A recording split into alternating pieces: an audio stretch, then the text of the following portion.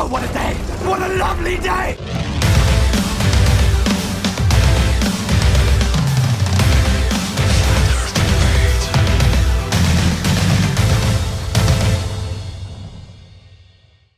Welcome to Flat Earth Debate, Uncut and After Show. I'm your host Nathan Oakley, and if you're new to this channel, or you've not done so already, then be sure to subscribe and hit the bell notification icon to keep up to date with the Flat Earth Debate. If you'd like to join the community debate, then go to nathanoakley.com and check out the Flat Earth Debate forum. If you'd like to support this channel, there is a super chat that runs alongside each of these shows while they premiere. There's also a PayPal, Patreon and crypto link in the info box below the video. Now, before the live show actually starts, we are joined by one guest, so I'll raise the mic and see if I can get his attention. How you doing, Paul? Can you hear me? Yeah, I can. How are you? I'm doing pretty good this morning. How about yourself? Yeah, not so bad. No complaints. I got this little rhythm going on in the background here. All good. I'm doing things as well. I'm just going to share the show on Facebook and Twitter. Okay, not a problem. I do have a comment. I was thinking I didn't get a chance to jump in yesterday, but I did have a comment on some of the things that were being said. Okay, feel free.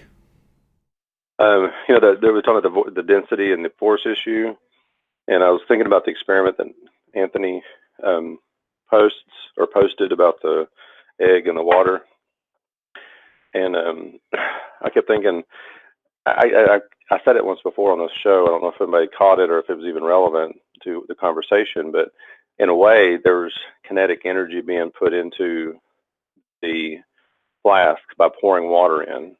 So if you want to say there's a force involved in moving that egg, the only force that you could probably relate to is not any gravitational force, but more the kinetic energy that's being used by pouring that water in there.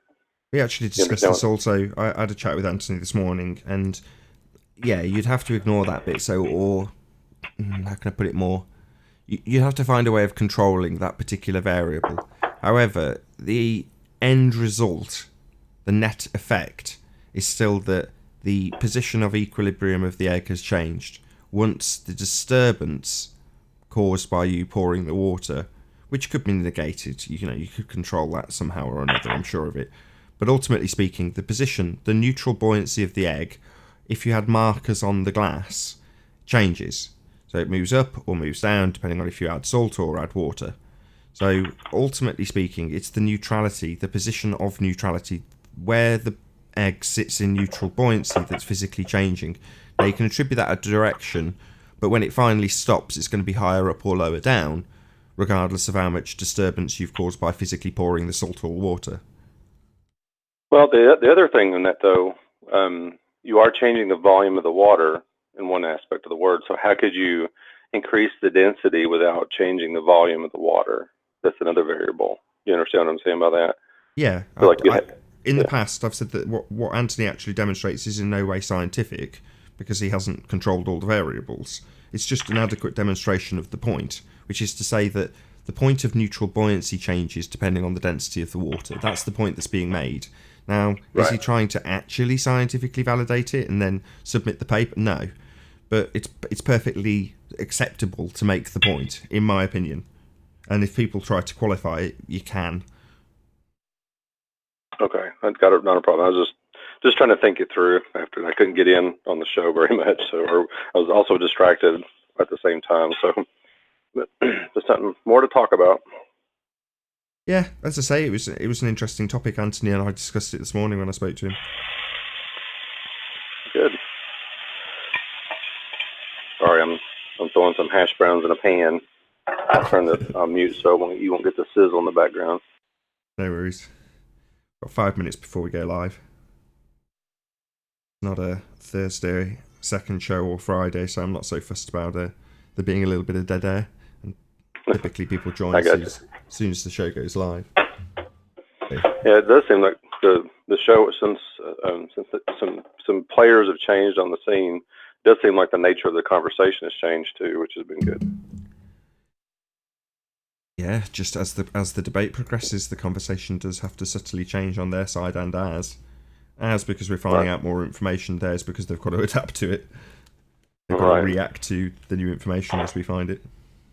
Mm-hmm.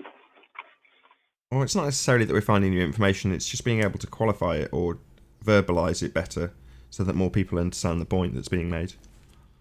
It's funny, something to think. I was just thinking about this. You know how I've heard, I don't know, you probably heard this, I've heard it too, that science is always changing and learning, right? We're gaining more information, gaining more knowledge. No, or, but yeah. I've heard it said, but that's a reification fallacy. But yeah, go on. I mean, I'm just kind of thinking, just kind of like looking at their argument from their own perspective. You know, like I do remember the Joshua Nowicki, you know, that was one of the first things got me thinking. But if you think of where it's progressed from there to here, where it's at now, where we're analyzing everything from weather conditions to, you know, the angle of attack, the angle, you know, the angular size, all that stuff, how we've evolved from just, oh, wow, that's cool. You can see, like, you know, Chicago, there's something to that, to where it's at today. If we apply that concept of, oh, science is always learning and progressing or whatever, why won't they acknowledge that instead of them saying, you keep moving the goalpost, you keep doing this, you keep doing that? I'm like, we're learning. It's part of the process. I see what you're saying. So what you're saying is their version of science, which is actually what pseudoscience pretender clowns say, what their version of science is those men learn and adapt and redress their story based on new information. Why don't they? Well, they don't. Well, they do. We just discussed it a minute ago. They adapt their arguments to fit their narrative because we are dealing. Zealot is the right word. You know, these are fundamentalists that we're dealing with. So if something flies in the face of their religion, they adapt around that. Yeah, they're not going to change their religious viewpoint about the spherical world simply because something flies in the face of it. Right? They're fundies. Right. That's exactly. So, yeah, it's interesting. But that is science adapting in their mind, which is, as I say, rightly so, is actually pseudoscience, what men say. So what pseudoscientists say changes as they gain information would be a more accurate statement than science grows with knowledge or something sounding much more profound, but untrue, because science is simply a method. And if you adhere to it, then you have scientific evidence. If you don't, then you've got pseudoscience. So their pseudoscience progresses as they gain more information. The only problem being that in reality, they just adapt to whatever roadblock gets put up by the truth and then adapt their story accordingly. Right. I mean, I hear that stuff, but I'm actually just thinking is how, I guess, our understanding through the scientific process has grown as the flat earthers is what I'm saying. You know, the search for truth has opened up more avenues, you know, and considered more options. That's kind of, I guess I'm driving at that. I don't know how to explain it without, it's just amazing how much, like now when I argue for flat earth, I've got more ammunition in my arsenal than I did when I first started. I guess that's about it. I totally agree, apart from one word. So you said through the scientific method. I would say of. The more we've learned of the scientific method, the better our arguments have progressed. Because we're not learning through the scientific method. We're not actually formulating any scientific evidence or validating any hypothesis or even observing any phenomena. So it's not like we're actually utilising the scientific method at all, other than to undo the assertions of science by pseudoscientists who claim they have science. So in that regard, we're learning of the scientific method, not through the scientific method.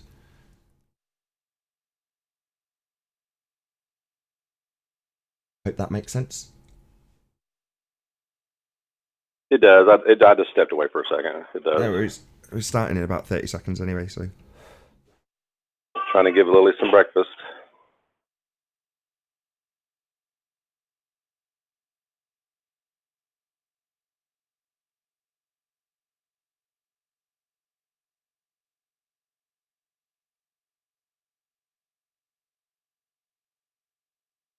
Oh, what a day! What a lovely day!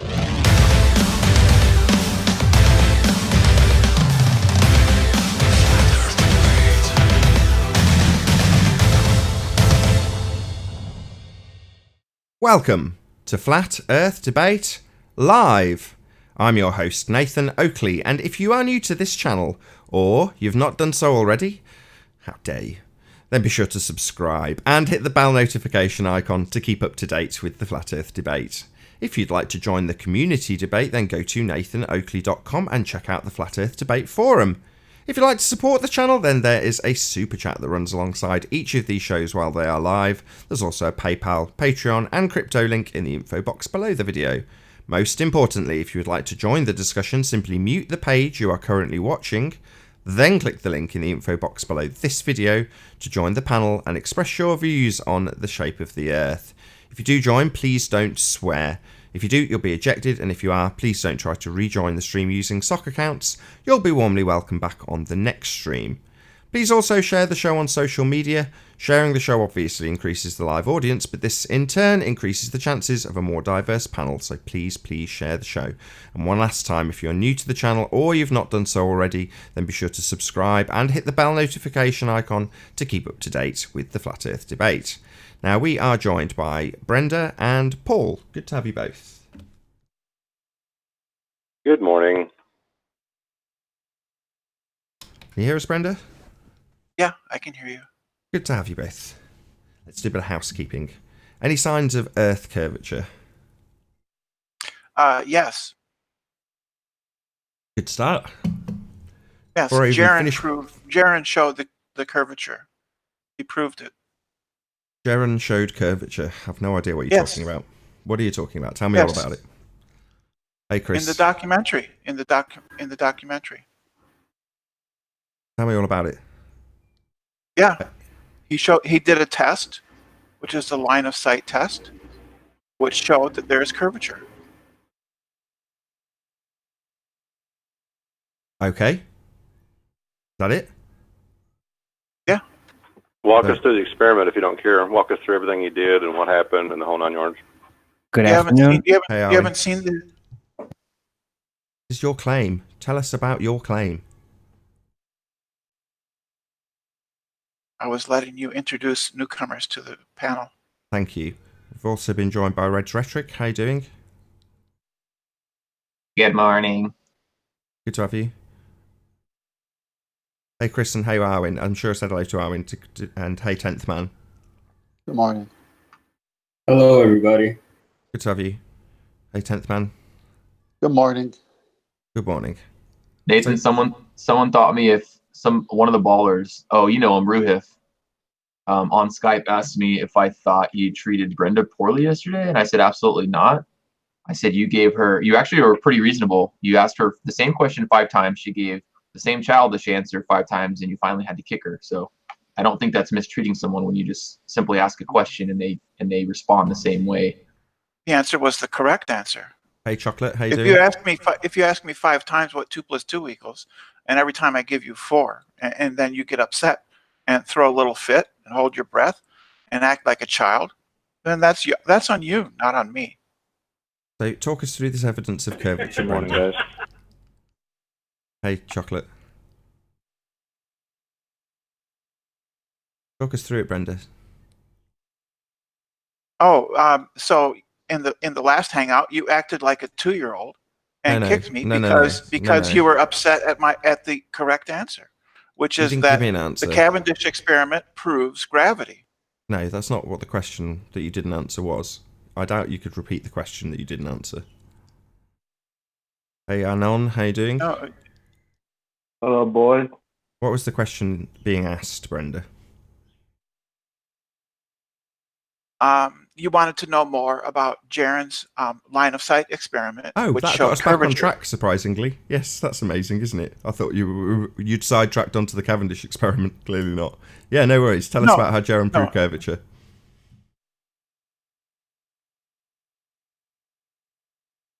I didn't hear you. You were talking to somebody. You're making a claim about curvature. Yes. You asked for evidence. That's evidence. I haven't seen a thing. You haven't explained anything. You've said Jaron proved You didn't- curvature. He proved it on a Did you not documentary. see- That's what you've said so Did you far. not see? Did you not see the documentary? No. You didn't watch it. Can you tell us what your claim is and what backs it? What supporting evidence do you have for your assertion? Do you have anything? Well- Because if not, we'll just move on. Well, the housekeeping question is there evidence of curvature? Yeah, and if the The answer answer is is yes, then expand on it. Yeah. Tell us all about it. Yes, Jaron performed a We line heard of sight. the first time. Now tell us, expand Yeah. on that. Yes, he performed a line of sight experiment. We heard the first time. Yeah, I heard you. I'm not deaf. Now I want you to expand on that. Yes, Jaron did a line of sight experiment. Yes, it was in a documentary. No, I haven't seen it. Please expand on it. Explain how this proves curve. Don't just repeat the same thing. I'm shocked that Ruhif. you have. Oi, Ruhif. If you don't get why this is extremely irritating, then know this. I've asked her the same question. She's given me the same answer, which doesn't answer the question.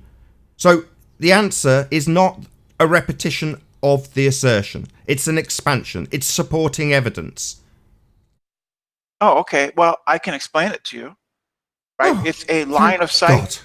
God. It's a line of sight experiment where you have one observer and you have a what was it, a piece of foam or cardboard that he had with a hole in it, and another person further away from both, and holding a light.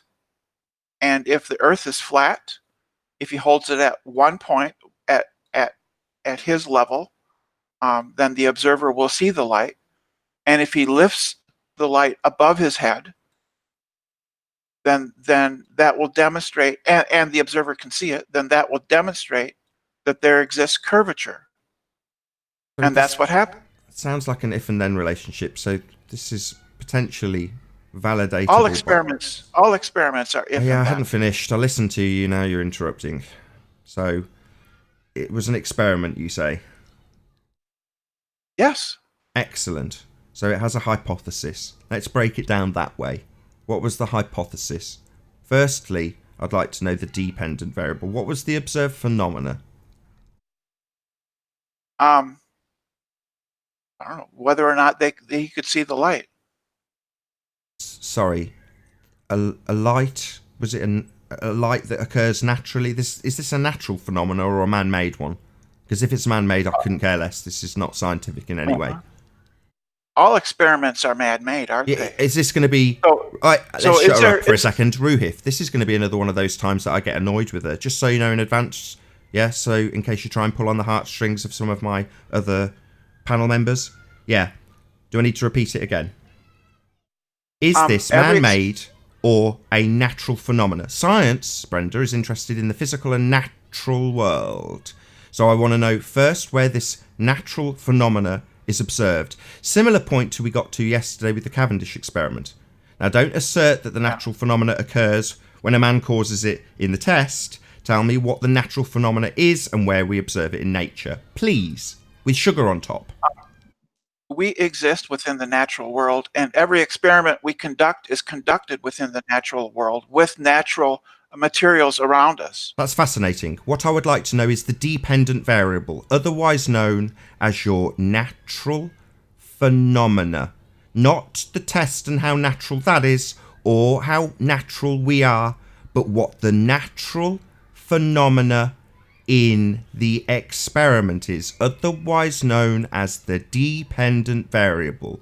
So I'll say it for a third time, calmly, not petulantly, even though my blood is boiling because she's so fucking irritating, repeating the same shit as she did yesterday.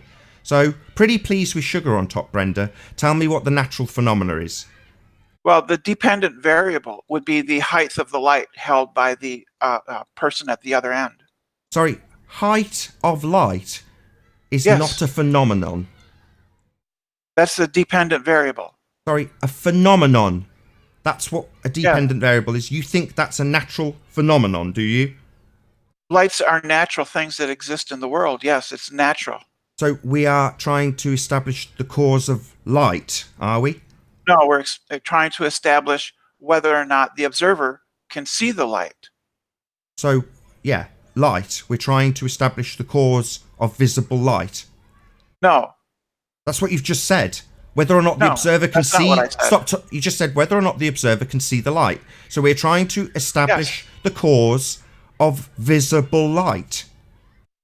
All right. What? No. The cause of whether or not the observer sorry, can the see dependent the light. sorry, you've just given me your dependent variable. Visible light. Is it not the dependent variable? Do you not know what the dependent variable is?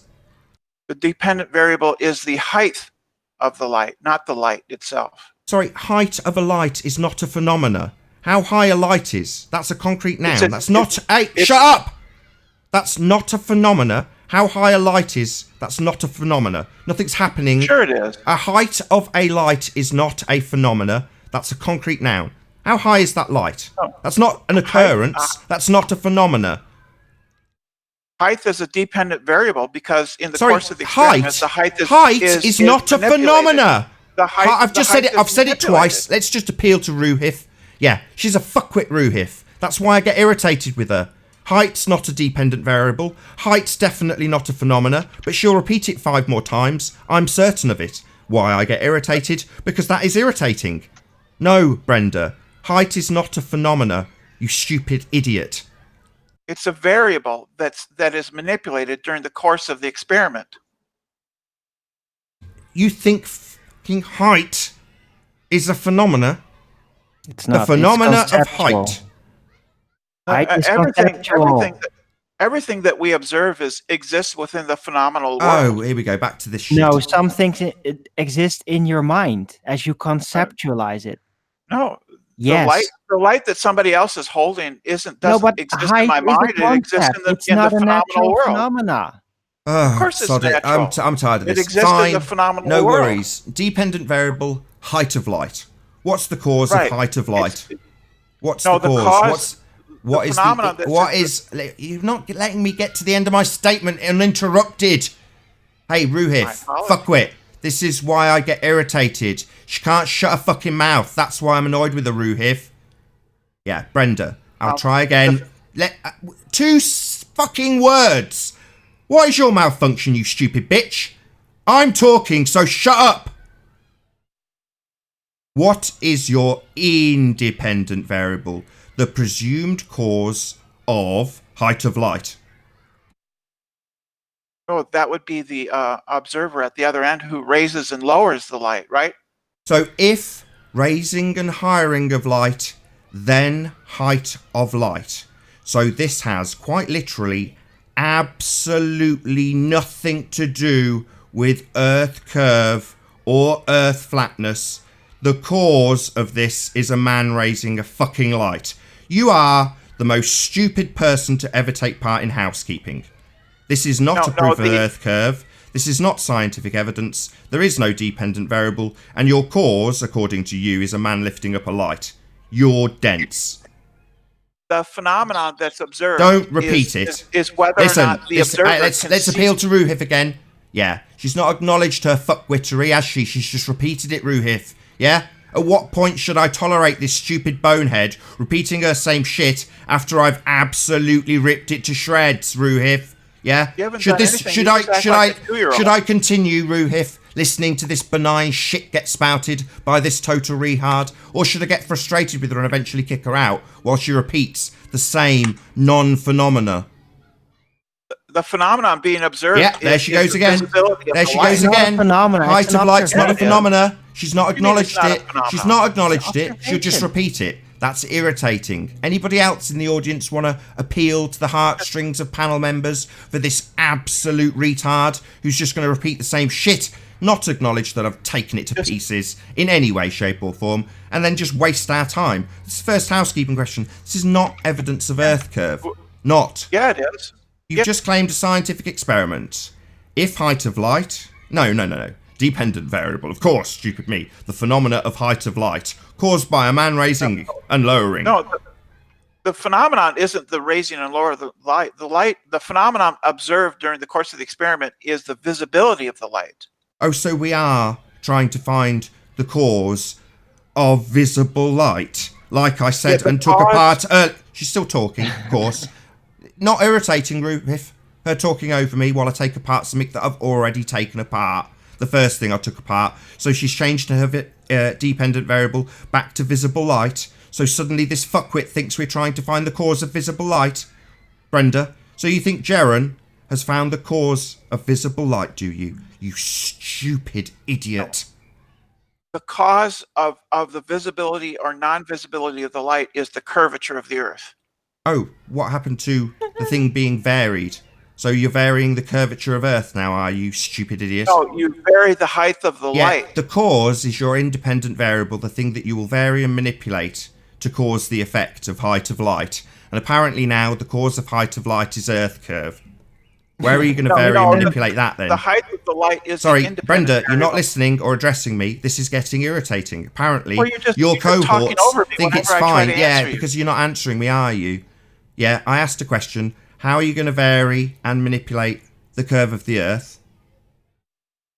You vary the height of the light and the curvature. So when I ask her how you vary and manipulate the Earth curve, she tells me how she varies and manipulates the height of the light, Ruhif. She ignores my question and answers a different question. Very, very irritating, Brenda. That's because so your I'll ask a question was third time, ignorant. then it'll be time for you to leave. Let's see whether or not you can listen and identify the question based on the words I use, or interrupt, or ignore them. How are you, Brenda, going to vary and manipulate Earth curvature? Question mark. You don't vary the curvature. Then it's not the cause! Well, yes, it can be the cause. No! You stupid retard. The cause is your independent variable, that which you vary and manipulate to validate that it is the cause of the effect. No, the cause of the observer's effect of not seeing the light is the curvature of the Earth obstructing the light. So right? this is not So the independent scientific. variable is the You're height not of the light above. varying your presumed cause of the effect. So this is pseudoscience, Brenda. Oh, the cause of the cause of the effect is the curvature of the Earth. Yeah, you've said. I heard. How many more times do I let her repeat this shit, Ruhif, before I get tired of it and kick her out? Yeah, we heard the first time you asserted it, Brenda. And your experiment falls short because you failed to vary and manipulate that which you presume caused the effect. And I've unmuted her so the audience can notice that while I made that statement, the devastating statement, the statement that undoes her argument, she talks, rumpuses. It's just a cheap tactic when you're losing. She won't listen or acknowledge, and she won't let the audience hear that her argument's being destroyed either. She'll talk when I demolish it and point out that she's not varied and manipulated that which she presumed was the cause of her effect. Earth curve. She's made it clear she can't vary it and then decided to substitute it with something else and just declare that Earth curve is the cause. So this is pseudoscience. Pound says she won't acknowledge a word I've just said. I think she just I varied challenge and you- manipulated science itself. Not I a would proof of Earth challenge you curve. to a debate. I challenge you to a debate, Nathan. This is a debate, you stupid retard. The title of the show is Flat Earth Debate. You've made a claim, tried to back it with evidence, and I've taken it to pieces. Challenge you to a debate, Nathan. I This is a challenge you debate. to I'll a say it debate. again. She won't shut up to listen to the reply, but I'll give it so the audience knows I have given it. This is a debate. I am debating you. You've made a claim, tried to back it with evidence, and I've absolutely ripped it to pieces. I challenge you to a debate. Yeah, we heard, so I'm going to repeat it a third time while she jabbers indefinitely. I'll shut her up each time, then I'll kick her out, because she's making sure that nobody can hear the reply. Or so she thinks. Dumb fuck. Yeah, I am debating you. You've claimed Jerem proved Earth curve, house question number 1, and you've managed to rumpus and waste 20 minutes of my time and the audience's time with literally nothing to back your claim. On a neutral platform where you can't She didn't hear my abuse reply then. your mod power. So I shut her up because she didn't listen to the reply. We are debating. I've taken your assertion to pieces. No, we're You've not. made a claim. This is not a debate. Yeah, now she's still talking. What do you reckon, Ruhif? Not being allowed to talk here? I've made sure she was shut up so it did get heard by the audience. That's only reasonable. It's a reply to an assertion. Yeah? You want to debate on a neutral platform. I don't give two shits what you want. I am debating you. Well, you're incapable is it reasonable? Is this why you want a neutral platform? So when I try to reply to you, you can talk over me and it'll be allowed. Yeah, you're incapable of talking to somebody. Yeah, like you're not letting me reply, so though, are you, Brenda? I'm only letting you be here as a demonstration to the audience of what kind of shit I have to tolerate, while I'm simultaneously accused of being unreasonable for shutting these people up when I want to get a sentence out uninterrupted. I'm not going to get one out, and Arwin will assist her in this, because Arwin's just as bad as Brenda most of the time. He's decided to engage her, even though I'm still literally in the middle of the same sentence. So Arwin's had a cross conversation with her. I still haven't finished my sentence. Brenda's now interrupted 3 times during the same sentence. So I'm going to try to get this same sentence out once without Brenda interrupting me. It is unreasonable to assert that you need a neutral platform when you have come to this debate platform. Yep. There we go. That's 4. That's 4. That's 4 times she's interrupted this sentence. 4 times so far. Haven't stopped. I'm still trying to get the same sentence out. That's 5. 5 times she's interrupted this sentence. 5 times.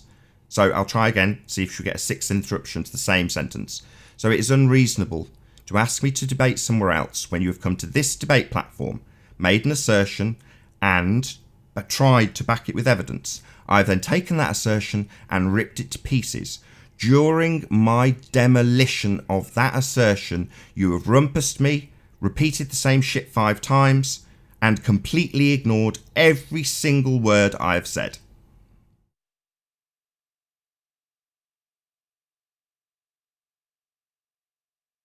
Yeah, anyway, I'm tired of it. I find you extremely intolerable. Most of you are like this, Brenda. Most of you are like this. You're a child. You're a child. It's just an ad hominem attack. So my pointing that out was to hopefully get some sort of address to things I've pointed out.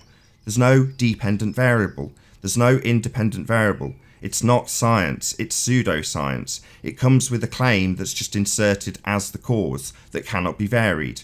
None of this has been addressed. I've just been called a child. So why the fuck would I want to debate you anywhere else where you can rumpus me so my point doesn't get heard? My demolition of your argument gets talked over and tolerated by whoever's claimed to be a neutral moderator while you talk over the top of every single reply. Why would I accept that? The YouTube channel Modern Debates is a neutral platform. Oh, shut the fuck up. Yeah, you think you can come here and plug some other shit channel? Yeah, this is the Flat Earth debate, Brenda.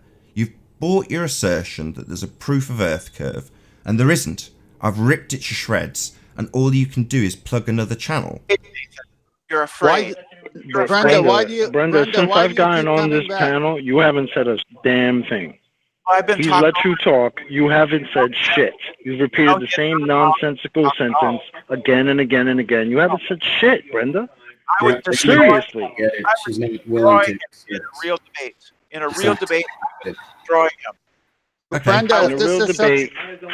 Hey, I'm doing it now. Listen, she Brenda, doesn't listen. you have she doesn't had listen to anything. To speak. You haven't said shit. I would humiliate Nathan in a real get debate. over it. Okay. Get over it, you dumb That's cunt. why you leave his echo chamber. Shut up and get over it. It's an echo chamber. Not an echo chamber. We've heard you come. I've given you the time to make your claim. I asked you to expand on your claim. When you dodged around it and jumped to a different claim, I tried to bring you on track to the same claim that you make and back it with evidence. I've even tried to usher you along in your assertion, and you claim this is an echo chamber. Yes, where you abuse your mod powers. No, don't abuse my mod powers. People think that it's justifiable to rumpus the shit out of me when I demolish their argument. And the viewers on your side of the argument think it's okay to criticise me when I shut you up so that I can actually be heard by my own audience. Now, you can call that unreasonable. Jose I mute the entire panel JG Gonzalez also does the same thing very overtly. He mutes the entire panel. Most people want to control their show. I risk my channel every single time I give the link out. So I think I've got a goddamn right to be able to control my own show, Brenda. And what I don't tolerate is people like you, in the middle of me demolishing your argument, talking over me to repeat something that you've already said, in the assumption that I'm deaf or I'm not addressing it in the current sentence. That's what you think is reasonable. And other platforms will allow it. You did get to make your point. Jerem proves curve. How? With the dependent variable of height of light and the independent variable of man adjusting height at the other side, and the end claim being Earth curve, something you haven't varied or manipulated and wasn't involved in the IV-DV relationship that you gave us. That's the demolition of your assertion, Brenda. We are debating, you're just losing. Your channel would not be at risk if you had it set up properly. So that's a red herring. You haven't addressed what I've just said. Why the fuck would I want to go anywhere else so you can just completely red herring me? You've ignored what I've just said. So we're off topic immediately, yeah? And I'm bringing it back on track. I don't mind telling the audience that I might have to shut you up in order to do so while you red herring me and talk about my channel and plug someone else's. Yeah, I'm talking about the IV-DV relationship in the flat earth proof you've claimed, which is what it is, flat earth. That's what we have. You've claimed you've got a globe proof of earth curve, and when put to task, you red herring me and talk about my channel. So why would I want to go and debate you somewhere where you can get away with that? Yeah, can we just move on? Because Brenda obviously just. No, I want to make an example. Apparently, there's a watcher, very valued member of the audience named Ruhif. He's a big fan, and he's got a problem. He thinks it's unreasonable that I shut Brenda up when she rumpuses me with the same thing 5 times, and doesn't let my answer be heard. Well, my answer being the demolition of her assertion. In this instance, she hasn't addressed a word I've said. I'll say it again to see if she talks about my channel again. See if she interrupts me or rumpuses me. Right, so you've got an IV-DV relationship claim of height of light and man raising and lowering. Cause of the effect being raising and lowering man. Effect being height of light. Total and utter bollocks. Not in any way scientific. Not an observed phenomena. Not a valid cause. Not Earth curve. Now, I want you to actually address this. That's what happens in a debate, Brenda. Might not happen in the platforms you want me to go to. Here, I actually do address claims that people make and let them make them. No, you don't. So the independent variable is the height of the light. The observed phenomenon is the visibility of the light, and the cause of the light being visible or not visible is the curvature of the Earth. So just explain to the audience that she's now given the independent variable as the height of the light. So she's now changed the dependent variable, which isn't a dependent variable, it's not a natural phenomena, but she's now substituted it for the independent variable. Now, I have intentionally stuck her on mute so that I can explain that she's done the old switcheroo, as is so often the case. Yeah? No, that was my claim the first time you asked me. I haven't. No, it wasn't. I was very, very, very explicit about establishing first the dependent variable, and we got height of light. Now you're saying the independent variable is the height of the light. That's what I said the first time, you mong. Oh, really? So when I start by saying step 1 is observe a phenomena and establish what the observed phenomena is, you think that you gave me the independent variable first when I was very specific to take step 1 of the scientific method and your answer of height of light, which isn't a phenomena, as the answer. It's me being a mong, is it? The observed phenomenon is the visibility of the light. Oh, so it's back to being the phenomena now, is it? That's not a phenomena. So let's address that first. A phenomena would be something that's happening in nature. A natural phenomena. Something that occurs. Not something that's forced to happen by man. Is the visibility of light a supernatural now she's asking phenomenon? Me a question. Notice that? Notice that she doesn't address what I've said. She asks me something. Yeah, pointing out to the audience, let's shut her up. She's not addressed my point. She's now asking me a question. How totally unreasonable. So, no address to the fact that this is not a phenomena. That's the demolition of her argument. It starts and ends there. But she's sidetracked it, hand-waved it, and started asking me questions. What's going on? The visibility of light is a natural now she's phenomenon. making a new assertion. Address what I've just said. No, listen to what I've said and repeat it so I know that you've actually heard it, then address it. This is the kind of steps I have to take with you. Because you're not addressing it, you're hand-waving it and sidestepping it. So I'll say it again. Let's see if you can repeat it so that we all know that from the audience's perspective that you've actually fucking heard it. So Brenda, it's not a phenomena. Light is a phenomenon. Ah, great. So we are trying to establish the cause of light. No. So why would you tell me that that's the phenomena? No, its visibility depends on the curvature of the Earth. Yeah, it's a dependent variable, the phenomena, and you're saying The visibility of light is a phenomena, arguably so. So we're going to try and establish the cause of visible light? No. No. So this is definitely not a phenomena! So this is the end of your argument, Brenda. I'm in absolutely no way doubting that you will just circle jerk us to the beginning of your assertion. The observer in the experiment sees or does not see the light dependent upon the height of the light and the curvature of the Earth. The independent variable is the height. Sorry, that sounds like you've got. Brenda, I've got to stop you and interrupt because you said the word and. You gave us two causes. You see, do you not understand? Brenda, I need to establish something with you. It seems clear, given that you used the word and when asserting your causes, that you don't understand what the word independent means. Do you, Brenda, understand what there she goes again. Yeah? I'm making my point that demolishes her shitty assertion, and she's interrupting me. Yeah? Should I be on a neutral platform so my rebuttal can't be heard, Brenda? Yeah? So that I can't demolish that you've now got independent variables. Yeah? You're going to rumpus the shit out of that, are you? Yeah? That demolition can't be heard by the audience. Not reasonable. Right, Brenda? You get to interrupt that, do you? No variables, Brenda, not plural, not and something else. Independent. The cause. Singular, Brenda. So I don't know where you're getting this and pluralise bloody variables for your cause from. That's just stupid. You're going to address that, or we're going to talk about my show or something else that you're red herring me with? Yeah, Brenda, hello? Yes. Well, I'm waiting for you to finish. Are you done? Are you done? So the independent variable is the height that the far participant in the experiment raises and lowers the light. Height is not an independent variable. Height is not the cause of anything. Height is a convention. It's not something that you'll vary and manipulate and has physicality to cause an effect. It's not a cause. So if height was the cause, it would not be Earth curve that's causing it. It would be height, even though height doesn't cause things. So again, the independent variable's not Earth curve. The cause of the effect isn't Earth curve, according to Brenda. Now we've got height as the cause. So not Earth curve then, shit for brains. Am I allowed to see in a neutral platform? I would be allowed to finish my thoughts. And thoughts? You've just told us height is the cause.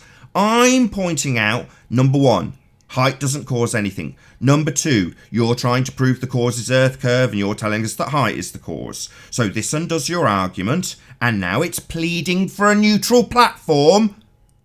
Yes, because you abuse your powers here, Nathan. Oh, it's abuse to point out that you can't have two variables when you're trying to establish an independent variable. That's abuse of my mod powers, is it? Oh, right. So height being the cause, the assertion that Brenda's just made, it's unreasonable and an abuse of my mod powers to point out that height isn't Earth curve. The thing you're trying to prove causes the effect. It's in fact height, undoing your own argument. That's an abuse of my mod powers, is it? No, talking over me is. Not permitting me to finish. So sorry, I heard what you fucking said. Height! I'm not deaf! Yeah, Brenda, I listened to your answer. Then I ripped it to pieces. The height is the independent variable. Yeah, I heard! Height is the independent variable. There she goes again. So according to this dipshit, it's not Earth curve causing it. It's height! So height's the cause, is it? So we're not proving Earth curve to be the cause. But this is an abuse, isn't it? This is me abusing my mod powers. Demolishing her argument's unfair. The observed phenomenon is the visibility of the light, which is... So we're trying to prove the cause of visible light again. So we're here experimenting to prove the cause of visible light. round and round we go in this merry dance on question 1 that she's got absolutely no proof of for Earth curve. But here we are. What is it? 35 minutes later, Ruhif. You see me? If it wasn't for Ruhif, I'd have kicked this stupid bitch ages ago. The cause of light being the height. Not addressing anything, are you? Height's not a cause. Yeah, address that. Step 1. Height's not a cause. The height is the independent variable. So, she keeps telling us that height's the independent variable, the cause of the effect, so not Earth curve then. She's ignored point 1. Let's see if she ignores point 2. The effect observed... Yeah, she does ignore point 2. We're on to the effect, so the independent variable's not curve, the thing she's trying to prove, but she's moving over to the dependent variable, another side step. Yeah? Wow, we must need a neutral platform so that this damaging stuff that I'm saying doesn't reach an audience, Brenda. That's what we really need here. Not a demolition of your stupid argument. No, we need a neutral platform. So your stupid shit argument can appear to be a winning argument. Yeah, the cause of its visibility is the obstruction due to the curvature of the Earth. Sorry, so the cause isn't height anymore. So now the independent variable's Earth curve. Let's do this one again, Ruhif, even though we've done it twice. So, Brenda, if the cause, independent, which she doesn't understand, and now the second word she doesn't understand either, variable. If the independent variable is Earth curve, how are you going to vary it? You don't vary the curvature, you can't. Oh! So we don't vary our independent variable. So not only does this fuckwit not understand what independent means, she doesn't understand what variable means. Variable means you'll vary it, Brenda, you stupid idiot! Right.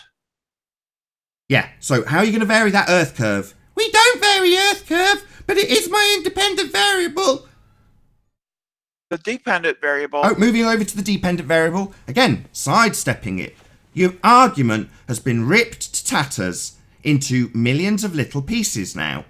Yeah? Should we keep her on, Ruhif? Is this a winning argument for Earth curve? Wow, Brenda's doing really well. She's scientifically validating Earth curve with this shit, Ruhif. She's a real benefit to the panel. Yeah, one question, zero proof. Hands up on the panel if Brenda will shut up long enough. Hands up, who's been convinced Jaren proved the Earth is curved? Hands up.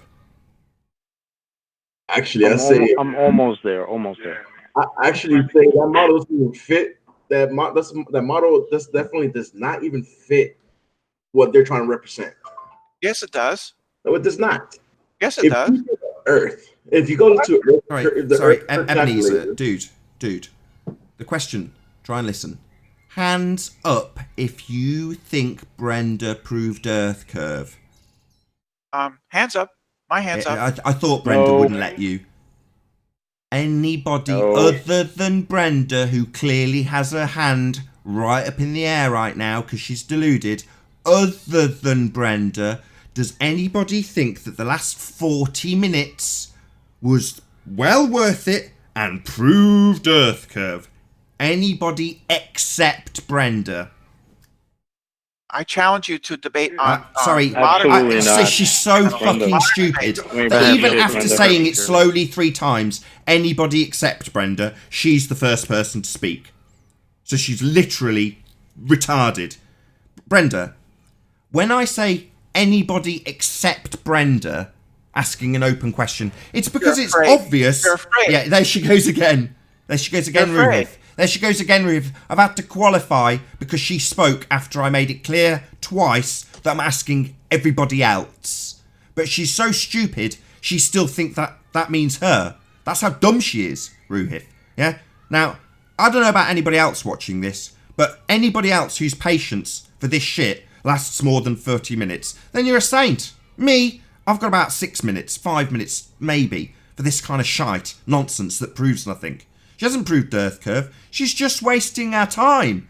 She's just got a fundy zealot belief that she'll try and formulate into pseudoscience for us, wasting our time and pleading, "Oh no, victim! No, you've talked over me. I didn't get to assert my nonsense." Yeah, right, Brenda? Are you done? I challenge you to you're debate. Done. Get the fuck out my hangout, you stupid rude bitch. You're so dumb. Am I done? No, you're done. Get out. How dare you, am I done? You haven't addressed a single word I've said. You were done the moment you opened your mouth. Oh, thank God. 40 minutes of that crap. Hope you feel justified in me kicking her out now, Ruhif. Yeah, she didn't benefit this conversation. She didn't prove that the Earth curves, did she? She just pissed us all around for a very long period. Raised my blood pressure a little bit. I'm sure it's very entertaining, but it certainly didn't prove your worldview, did it? Yeah? Not fair. She didn't prove anything. She had 40 minutes. Maybe they think she had a good argument.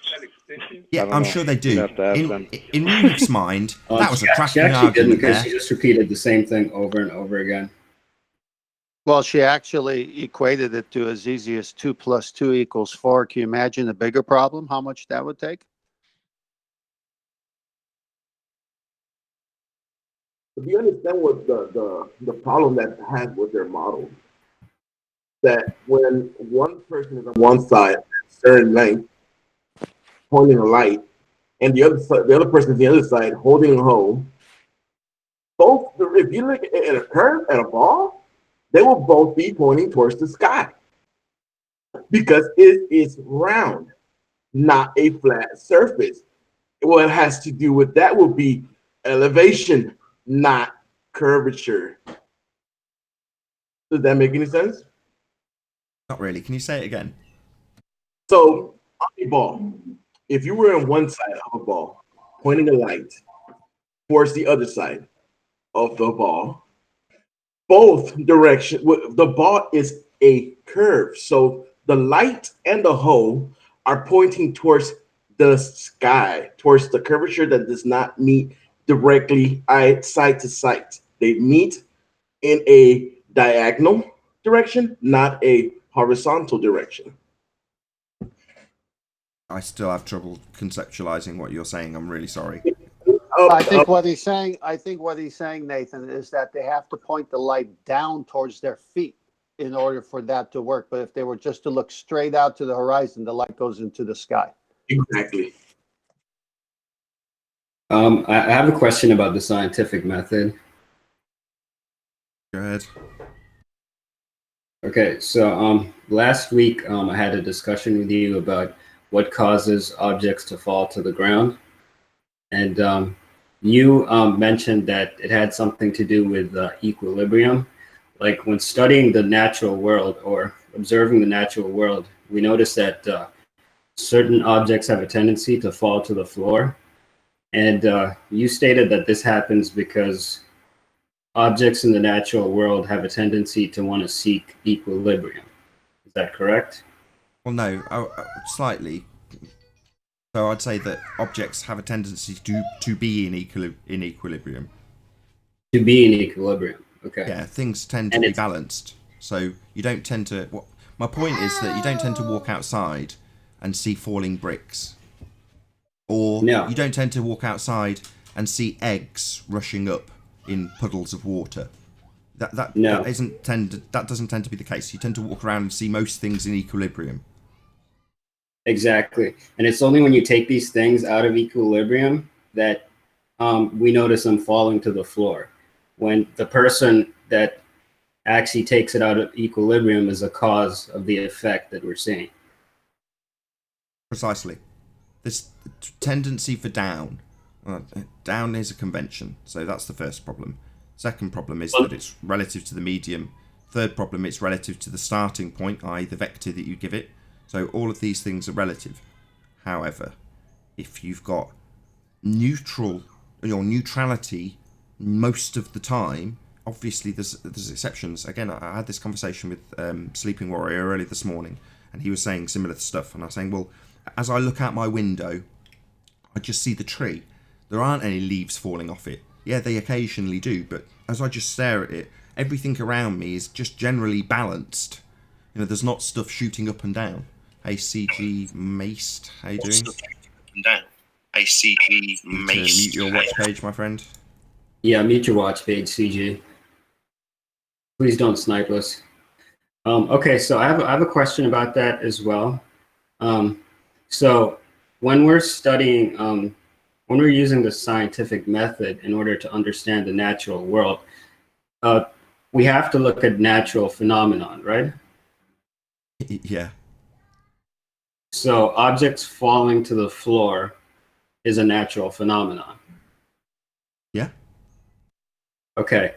So I remember last week we had a disagreement, but I came to an understanding that my issue was that I came in with a presupposition that gravity was responsible for that effect that we're seeing. And the issue was that we can't vary gravity. So we can't use that as an independent variable because it can't be wiggled. So does the independent variable... Sorry, go ahead. Hey, P. Mars, can you hear us? Hi. Hello. Sorry, carry on, Chris. So does an independent variable have to be a natural phenomenon as well, or is it only the effect? Please mute your watch page, P. Mars. So the shout out to Joseph for the super chat. So no, it just has to be, number one, real. So your independent variable must be a real thing. And number two, it must be capable of being varied and manipulated by you, the researcher. Okay. Right, so... Oh, there's one other thing. Just one other thing. I might as well just add this onto the list. So it must be real, must be capable of being varied and manipulated by you, the researcher. And last but not least, it is your presumed cause of the effect. Exactly, right. So that's perfect, because this falls in line with what I want to discuss with you right now. So another issue we had with some of the things that I brought up last week was that we were using man-made devices to measure some of the effects that we were seeing. So just for clarification, can we not rely on man-made devices when performing a scientific experiment? Because how else are we going to quantify or measure some of the effects that we're seeing? No worries. So the dependent variable must be a natural phenomena. Now, beyond that, you can use man-made equipment, but the actual phenomena itself cannot be the man-made equipment or an effect produced by the man-made equipment. So, in other words, it's where do you observe it naturally? So, the boiling water thing's always going to be easiest. So, you come across a boiling hot spring, voila, natural phenomena. No intervention from man, there it is, boiling water. Now, when you come to try and vary and manipulate your independent variable, you might use a man-made gas stove with a gas pipe to produce heat, the cause of the effect. So you can still use man-made equipment in the process of varying and manipulating that which you presume is the cause of the effect. The problem comes when the equivocation is used by the globe side and they actually attribute what a man-made device does as a phenomena. So the most obvious example being the Cavendish balls. So the assertion is mass attracts mass. Well, there's the claim of a natural phenomena. So hot spring, you can go out and you can observe boiling water. Where do we observe mass attracting mass? We don't. Exactly. Yeah, that's very well put there. And that is exactly what I wanted to hear right now. All right, so using your same principle of equilibrium as being the natural state or the effect, the phenomenon that we're observing right now, and disequilibrium being the cause of the effect of things falling to the floor. So with this example that I'm going to provide here, I'd just like to understand a few things before we proceed. Let's say I have a cannonball, an iron cannonball that's on the floor. I walk up to this cannonball and I pick it up. Why does the cannonball feel heavy? Does the cannonball feel heavy because I've taken it out of disequilibrium and it wants to go back to equilibrium? Or does the cannonball feel heavy because it weighs 100 pounds? It has a very high mole value. In other words, what is often called mass incorrectly.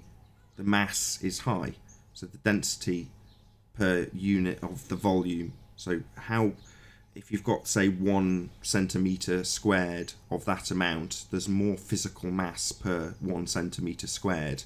Therefore, the density, if you will, is higher, and therefore there's physically more of it that you're picking up versus its size. Exactly. And density does equate to mass per unit volume. So the more mass per unit volume in the object that we're dealing with, the heavier it's going to be, and the less mass per unit volume, like the lighter it's going to be. But that's in different scenarios where the medium is affecting the object that we're looking at in relationship to its density. But what specifically talking about here is when we pick up this iron cannonball from the floor. Yes, I agree that it is dense. It does have a high amount of mass per unit volume, but why does it feel heavy? Like what's causing it to feel heavy? Is it heaviness is an experience? It's not a natural phenomena. Right, you're detailing your experience. So why do your muscles require more oxygen pumping to them as you pick it up? Is that your question? So it's a kind of malformed question in that regard. No, my question is, when does the cannonball start to weigh? When does the cannonball start to emit that force? Is it when it's in equilibrium? Is it not still emitting a force of 100 pounds on the ground, or is that only taking place when it depends on its maneuverability? But no, when you just described how much stuff there is per unit volume, well, that's not a force you're describing. It's just how much stuff in a per unit volume. When it's in equilibrium, what force? But now, for some reason, there's been a force introduced. Okay, so when this iron ball is placed on top of a weighing scale, it's producing a force, correct? Well, no, there's a spring and there's a resistance in that spring that's being counted, and the amount of stuff per unit will change how much that is counted by the spring. But isn't it in fact the weight of the cannonball that's pressing against the scale that's causing that to happen? Yeah. And if there's more stuff, so if you ignore the volume, right, and just say there's a certain amount of molecular stuff on that scale, well, you could have, let's say, just for ease, that a house weighs the same as your cannonball. Well, you can pop that on the scale, and it's physically much, much, much larger, and you'll get the same number, the same convention will be displayed on the gauge. But so what? It just means that there's a more condensed amount of that stuff in the cannonball than in the house, even though the number that comes out on the scale is the same. The point that I'm trying to make is that pressing force that we're seeing on the scale, that force must still be present when the cannonball is in a state of equilibrium. Well, no, it's just an equilibrium. Force is only truly there once there's acceleration taking place. So if it's in an equilibrium, no. Exactly. There is no force. The cannonball can't accelerate because the ground's in the way. No, but it will. It will. It will as soon as it has any maneuvering room, and it is at an disequilibrium in a relative density spectrum. Right. So how is a cannonball not still exerting a force of 100 pounds when it's on the floor? Well, it's still doing it. You've got to it's still trying to maneuver. Hold on, Owen. So I already asked this and I didn't get an answer. So what force are we talking about? So far we've described how much stuff there is in it, and if you force it out of equilibrium and put it on a spring, you can quantify that. The force is pressure. Right. Yeah, the force is pressure. I hadn't got to the end of my question. But when it's in the equilibrium, not doing anything, what force are you describing? The pressure that the iron cannonball is exerting on the floor.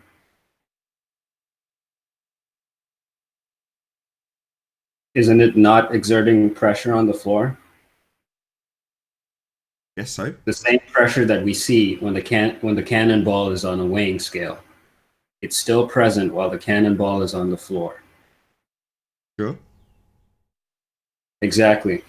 So hold on. I want to okay, respond to but you that. still haven't- If the cannonball was on a floor that was made out of cannonball, exactly the same material, it would not actually press upon it because it had the same flexibility. But even But if just it sit is, on it. even if You it is, can't prove that. even if it is, Really? it is still in equilibrium. Even if it's pressing on the floor, it's reached equilibrium. If it hasn't, let's say it's on a piece of wood that's not as strong or as dense as the cannonball, and over a period of time, the weight cracks the wood, well, it wasn't in equilibrium. Well, I disagree as to what the cause is of the cannonball falling to the floor when we pick it up. I believe that what's causing it to fall to the floor is Hold its on, weight. we've sidestepped this. What? I don't get this. Let's not change subject. It's on the floor. It's not doing anything. I say it's in equilibrium. There is no force. Net force 0, however you want to describe it. There is no force. And I say, what force? The force is a pressure that the cannonball is exerting on the floor. That's the force. Yeah, but it's exerted it, and now it's in equilibrium. It's not doing anything. But isn't the force still there? The force hasn't gone away. No, it's not still there. Arwin, you keep interrupting every time I get to this point. What force? It's in equilibrium. Oh, I see what you're saying. I sort of understand what you're saying. So because it's in equilibrium and it can't, it can't move out of the position that it's in, it's like in a state of balance, then its net force is 0. Is that what you're saying? That's what they say when they assert that there's an opposing force. But no, I just say, what force? Generally speaking, I'm not seeing cannonballs fall. I'm seeing lots of static cannonballs doing nothing. So why would I ever attribute a force to that? It's doing nothing. It's in equilibrium. If you're saying it's on sand and it's slowly slipping through the sand, well then it's not in equilibrium. It's not, exactly.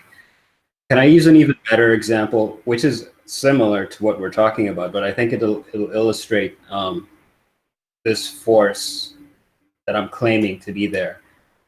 So if I'm at the bottom of a swimming pool and I'm holding a soccer ball close to my chest, why does a soccer ball feel like it wants to leave, my grasp? What is that force that's making it do that? Well, is it the force of buoyancy that's pulling it? Well, you've forced it out of disequilibrium. You've forced it into disequilibrium. If you've dragged it to the bottom of the pool. I'll do a shout out to all the super chats before the live show's over in a minute or two. There will be an after show. Stay tuned if you're watching on Nathan Oakley. But if you're at the bottom of that pool holding that ball, you've had to get there and drag the ball down. So you've forced it into disequilibrium. Okay. Can I ask Nathan a question? Hang on 1 second. Pressure and all that, it's all about maneuverability. So when an object is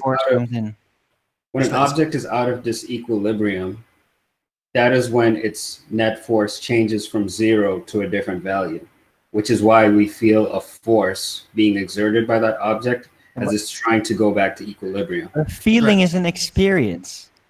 That doesn't qualify on anything. That could be an assumption. It could be your conceptualization of it. Yes, but that's not the point he's making. The point he's making is that until it's forced out of equilibrium into disequilibrium, there is no force. It's in equilibrium. Nothing's happening. Well, what can you claim is the cause of it being forced out of disequilibrium? Well, that question's never asked. That's ignored, and then we're asked, why is the ball trying to go to the top of the pool? Well, what about the thrashing around, desperately trying to drag the ball to the bottom of the pool and all the energy involved in doing so to get to the bottom and then hold on to it to then ask the question, having just spent 2 or 3 minutes trying to force the ball to go into disequilibrium? Well, this is a silly question. Before anybody did anything, there was just a ball sat by the side of the pool. No one was doing anything to it. And then what do you know? A gust of wind comes along and blows it and forces it out of equilibrium. But until that happened, it was just a ball sat there, perfectly happy, no force, just in equilibrium, like most things. You can talk about the leaf falling, but it doesn't change the fact that the energy has been expelled and generated to get the leaf from the ground, from the seed. All of that process had to take place first in order to get the leaf up in the air to drop to the ground, because it's out of disequilibrium when the stem breaks, for whatever reason, gust of wind. In other words, there's all sorts of things that can be attributed to that leaf being out of disequilibrium, or being out of equilibrium, forced into disequilibrium at the point that the stem breaks. But to just say there is therefore a force of down is nonsense, because what about the leaves that are growing at the bottom of the ocean that happen to be lighter than the material that they're suspended in? They'll go up.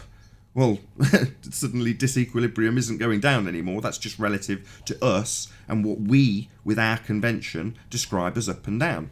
Right, I'm going to do a quick shout out to all the people who've super chatted. So 10 to the minus 17 Tor, thank you very much indeed for your super chat. Joseph 369, again, thank you very much indeed.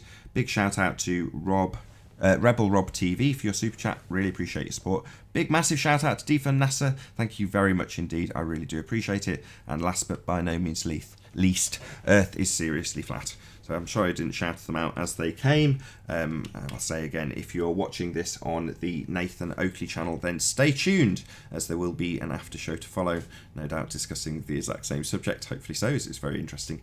However, if you're watching this on Nathan Oakley 1980 live, then unfortunately this is where we bid you farewell. A massive, huge, enormous thank you to all of you who joined us in this live stream for hopefully liking, commenting, sharing, subscribing, and as I said earlier, smashing the super chat. I've been Nathan Oakley, and I'll see you all in the next video. Oh, what a day! What a lovely day!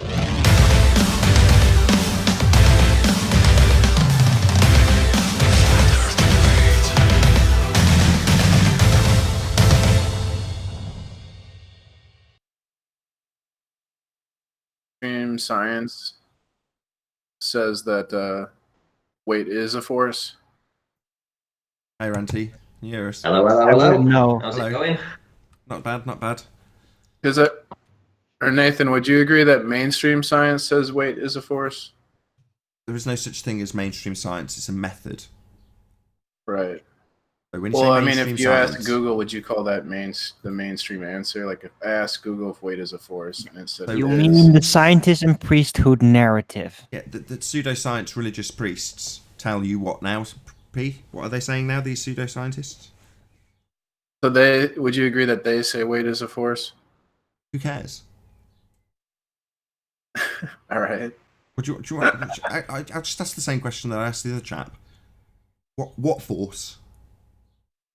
I just feel like within these states of disequilibrium and equilibrium, there's certain terms that can define those states, like buoyancy in relationship to density. And if we look at buoyancy as being the cause of the effect that we're observing, for example, if we're looking at an egg that's floating in a salt solution, because the salt solution is more dense than the egg that's floating in it, but in a different situation, the egg is at the bottom of the pure water because the egg has a larger relative density than the solution surrounding it. Why is it that we're not isolating those things as the cause of what we're looking at, instead of using equilibrium as, Because you can't prove it, because you have to assume that there is a force disequilibrium field present over everything in order for that structure to make it work. You can't scientifically prove it. You can with relative density, and that is why we base our reasoning on that structure, because it is actually scientifically confirmed. You can prove it. You can prove buoyancy, and you can prove that objects that have weight fall to the floor. You can prove those things. You can actually prove them. Yeah, but you can also prove that there's displacement taking place and therefore something going up, and that other things don't have a tendency towards the floor. So you can't have both. The reality being that there's a cancellation. As one thing goes down, something else goes up. It's all in balance. It's all seeking equilibrium. And generally speaking, everything has a tendency towards equilibrium. And as Arwin puts it, and I think I'm going to have that, Arwin. unless you assume an overriding magical force around it, you only have that effect, agreed upon on both sides of the argument, very fortunately for us. So we don't have to suddenly prove that there's this effect called relative density. It's accepted on both sides. The only difference being there's a magical force asserted from one side that has no proof. I'm not asserting that I'm not there's putting a that on you. force. I'm not putting that on you. I'm just saying that's how the argument goes. All right. So how is this not me, following the scientific method in this description that I'm showing you right now? I'm saying that density, I feel like density is related to weight. Like it's two sides of the same coin, because when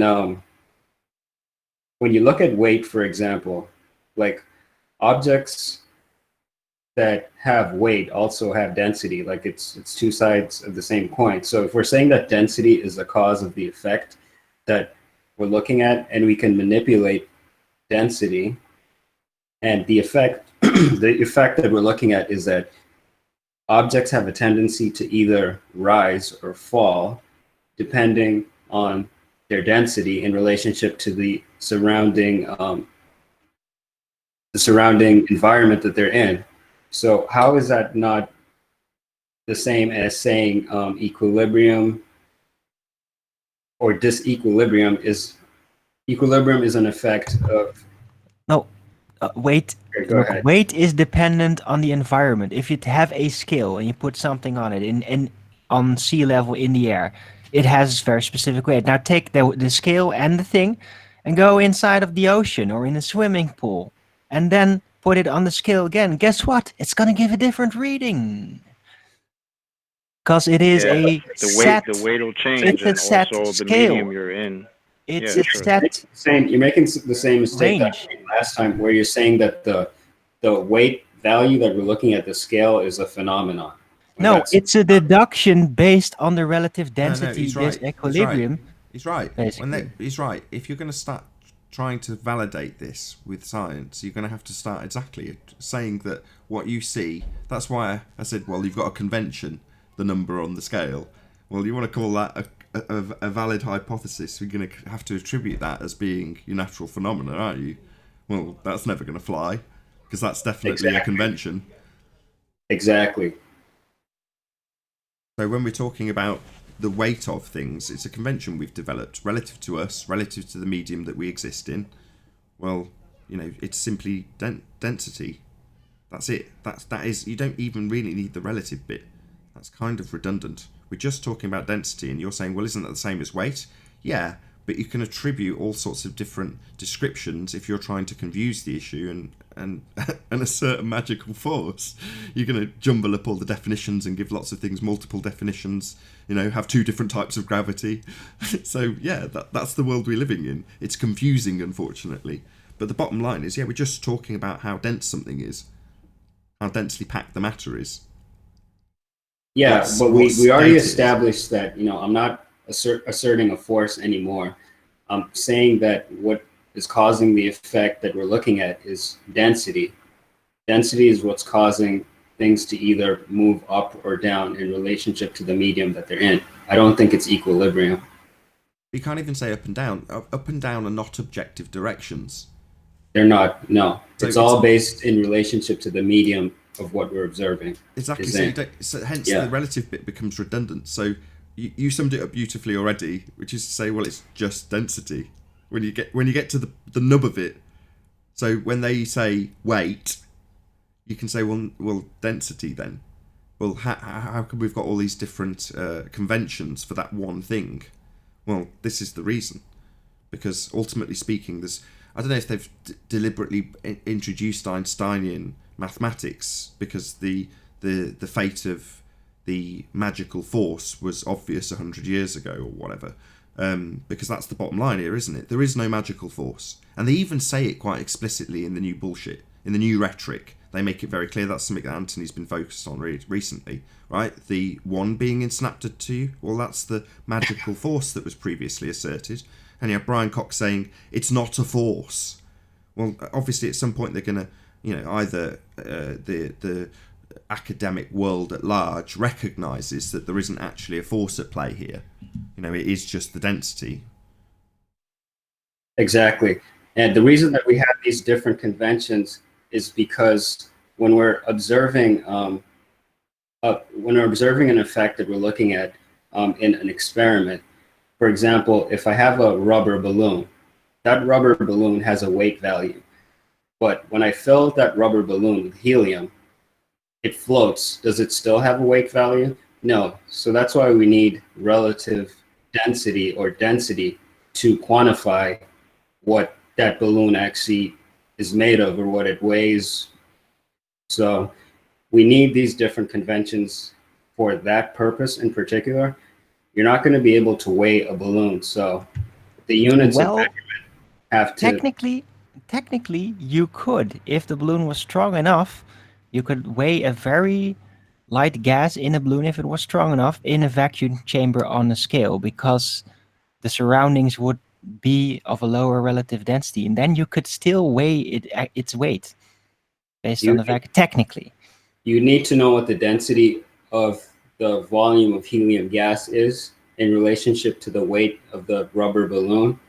And there is an equation for determining that, and you end up getting like a decimal value, a really, really small value, but you can't physically take a balloon and place it on a scale. You need to apply pressure onto that balloon in order to get a value.